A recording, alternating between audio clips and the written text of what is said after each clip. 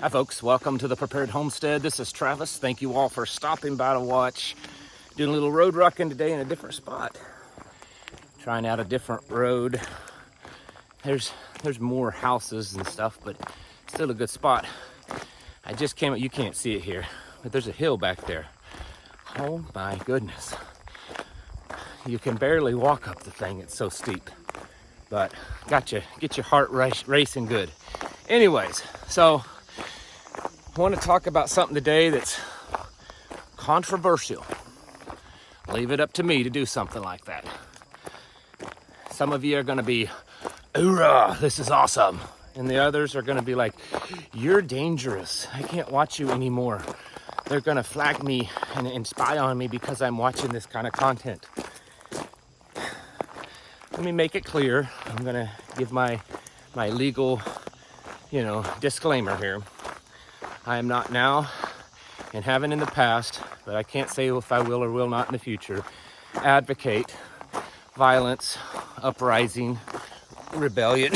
Excuse me. See, that's what does when they walk up that steep hill, gets everything moving good. That's not what I'm doing here. What I'm going to talk about is more hypothetical. You can interpret it how you want. Before I get going and everyone jump off this video because it terrifies them. That's a joke. Put out my podcast for this week. You can go listen to it. If you listen to podcasts, it's on Spotify, it's on Apple Podcasts, and several other places you can listen to podcasts. It's pretty good, I think. They're hour-long episodes. And this week talking about global warming. What's the end game, All right. So here's my hypothetical video that I'm talking about hypothetical situations. Why has there not been a revolution? Why have I not had one already? What's happened? Like, why has no one stood up? I'm not talking about January 6th. I mean, to be honest with you, that was kind of sad, and I'm not talking about criminally sad. I mean, if that's what they call insurrections nowadays, where you walk around and snap selfies of yourself, that's sad. I think about this kind of stuff often, but in the last couple of days, I've watched, man, that hill took it out of me. That thing is like this, really long. Anyways, so in the last couple of days, I've watched a couple of videos kind of on this subject, except they were taking the opposite opinion that, we shouldn't encourage that kind of stuff. We shouldn't encourage secession and rebellion. That's really bad. Violence is always bad. It's not going to lead to any success. Anything like that. Bad. And that there are all these other ways to fix the problem. Elect the right guy as the president. Get a good governor in a few states. All this kind of stuff. And the comments on both of the videos were the same. I don't know if these videos were controlled or if it was just people saying it. I don't know. I don't care. The point that I'm getting at is that we've heard this for years, for decades. I mean, we've heard it before, probably before you and I even existed. I got a truck coming down the road, so this is the only thing I don't like about walking other places. Where I walk, I don't have to worry about traffic. People. Anyways, so we've heard this probably all of our lives and longer. That we shouldn't do violence to change our government, that's bad, that, that's not going to successfully solve anything. It's only going to make things worse. There shouldn't be any kind of uprising. There shouldn't be any kind of secession. Secession's unconstitutional.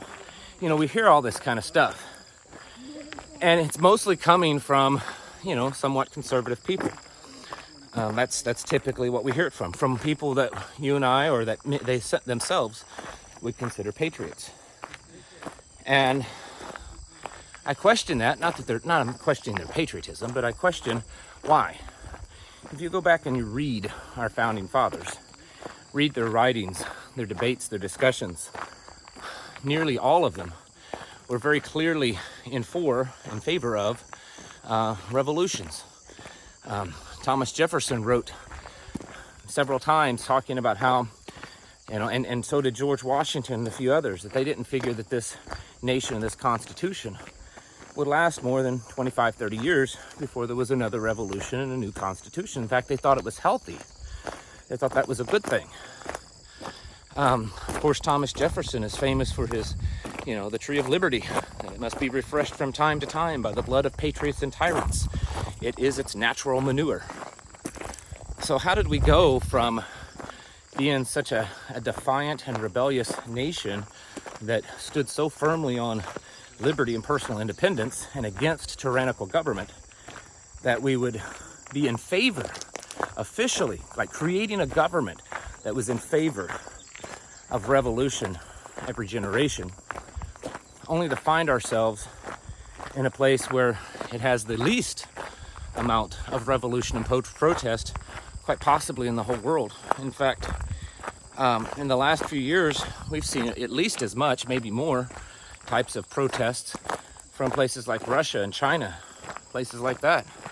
Europe, they protest and revolt all the time. Look how many times France has gone through revolutions. Look up at Canada, what was it, last year or the year before, the trucker thing. Oh, it was a big deal up in Canada.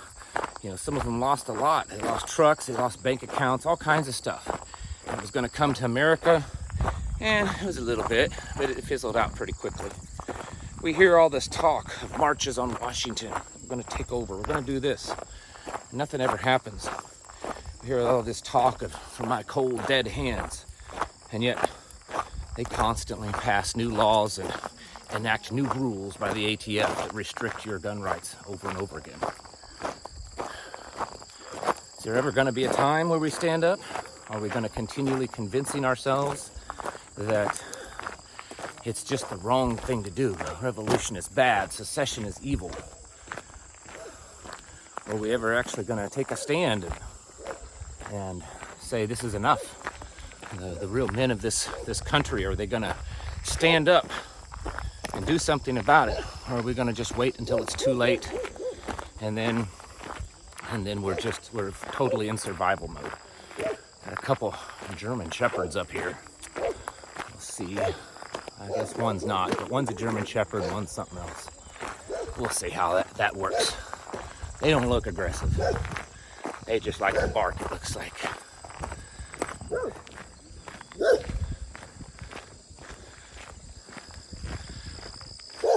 All right.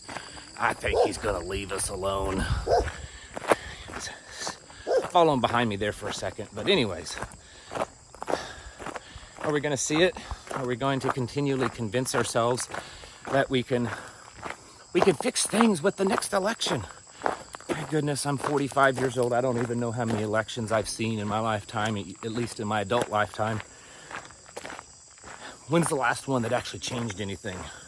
Tell me a time that we elected a president. When's the last president that was elected that we saw a reduction in the size of government, a reduction in debt, a reduction in spending?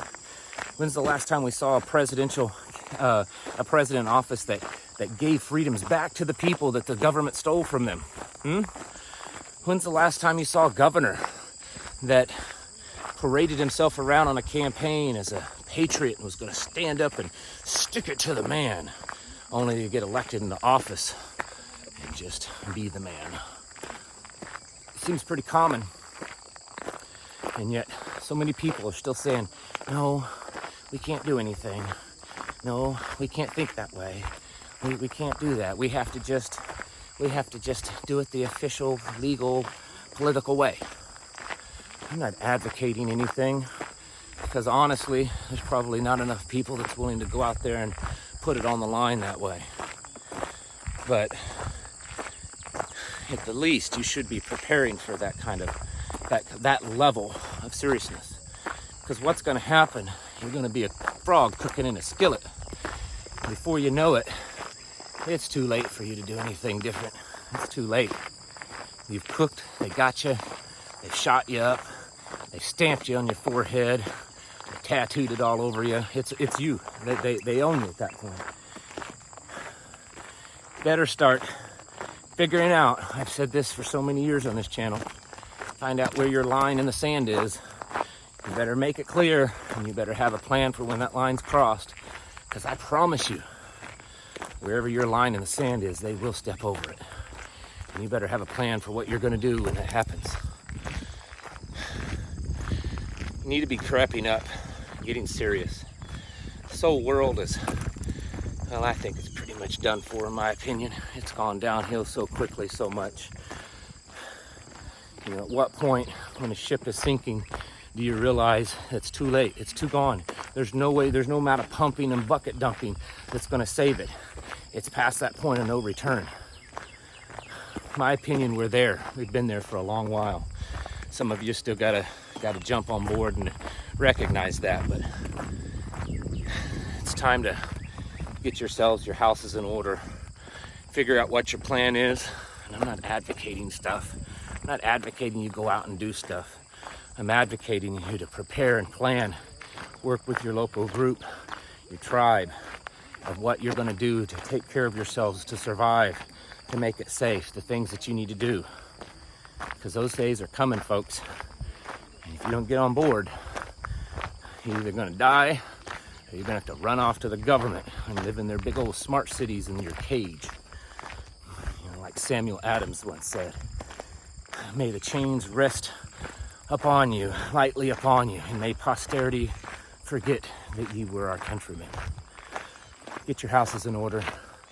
Prepare yourselves mentally, physically, and spiritually. Thanks for watching. Catch you in the next video.